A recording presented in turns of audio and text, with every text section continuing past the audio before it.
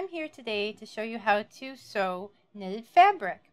I'm sure some of you out there are wondering, what's the difference about sewing a woven to a knit? There isn't any. Here I have is some nice red knitted jersey. It's stretchy, it's a knit fabric. You sew it exactly the same as you would a woven. I would only suggest one thing different on a knitted fabric compared to a woven fabric.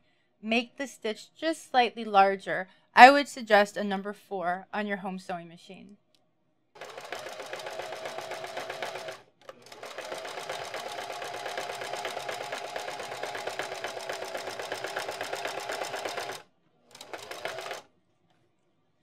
And there you have it.